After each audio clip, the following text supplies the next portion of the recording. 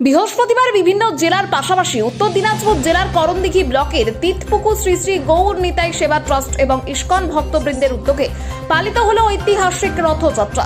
এই দিন সকাল থেকে করণদিঘির তিতপুকুর গৌর নিতাই সেবা ট্রাস্ট ইস্কন মন্দিরে জগন্নাথের মহাসমারোহে পূজা আরাধনা করা হয়। এই দিন রথের দড়িতে টানতে এবং দেখতে জগন্নাথের মন্দির প্রাঙ্গণে সকাল থেকে ভিড় জমান হাজার হাজার সনাতনী ভক্তরা। জগন্নাথের রথ ইস্কন মন্দির থেকে বের হওয়ার আগে এলাকায় মোতায়েন করা হয় বিশাল পুলিশ বাহিনী ও র্যাপিড অ্যাকশন ফোর্স। জগন্নাথের রথ দেখতে গোটা এলাকা জুড়ে সনাতনীদের ভিড় ছিল চোখে পড়ার মতো। চারদিকে আনন্দ এবং উৎসবের আবহ।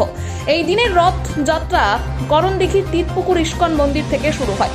রথের দড়ি টান দিতে করণদিঘি ব্লকের বিভিন্ন এলাকা সহ আশেপাশের অঞ্চল থেকে অসংখ্য সনাতনী ভক্ত উপস্থিত হন।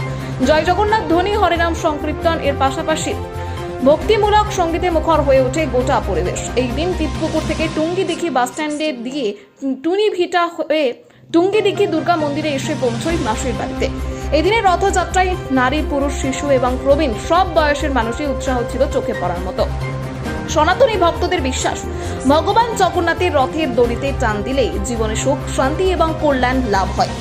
রথযাত্রাকে কেন্দ্র করে নিরাপত্তা এবং শৃঙ্খলা বজায় রাখতে পুলিশ প্রশাসন, স্বেচ্ছাসেবকরাও সক্রিয় ভূমিকা পালন করেন। রথযাত্রায় অংশগ্রহণকারী ভক্তবৃন্দদের জন্য ঠাকুরের ভোগ, খিচুড়ি প্রসাদের ব্যবস্থা করা হয়। রথযাত্রায় কোনো ভক্তের সমস্যা না হয় তার জন্য এমার্জেন্সি মেডিকেল টিমের ব্যবস্থা করা হয় এবং পুলিশ প্রশাসনকে সহযোগিতা করার জন্য গৌর নিতাই সেবা ট্রাস্টের পক্ষ থেকে ধন্যবাদ জানানো হয়। আবার এই উল্টো রথযাত্রা মাসির বাড়ি থেকে নিজের বাড়িতে যাবেন আগামী 24 তারিখ।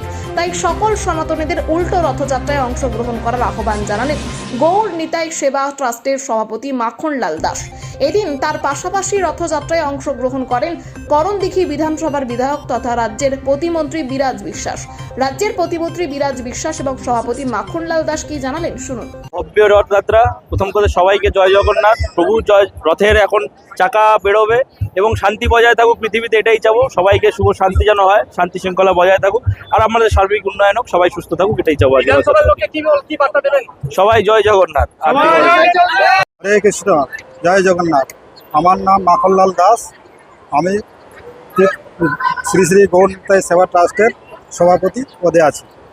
আমাদের যে দীর্ঘদিন থেকে এই রথযাত্রা অনুষ্ঠান করে আসছি, শ্রী শ্রী গৌর নিতাই সেবা ট্রাস্টের পক্ষ থেকে ইস্কনের ভক্তবৃন্দকে নিয়ে, এমনকি আমাদের গ্রামাঞ্চলে যত ভক্তবৃন্দ দর্শনার্থী আছেন সবাই নিযুক্ত হয়েছেন এবং সবারই সমস্ত ভক্তবৃন্দের জন্য যে শান্তি বা মঙ্গলময় জীবন হয়ে উঠুক, গড়ে উঠুক, এই কামনা আমি করি। আজকে আমাদের তিতপুকুর থেকে টুঙ্গিদিঘি হয়ে টুনিভিটা হয়ে আমাদের দুর্গা মন্দিরে আজকে মাসির বাড়িতে স্থাপন করব। এরপরে 24 তারিখে উল্টো রথ রয়েছে।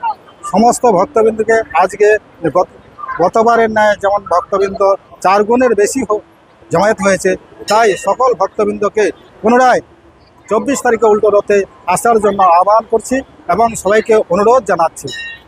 আচ্ছা, গত বছর থেকে এই বছর কেমন ভক্ত হয়েছে এই রথে?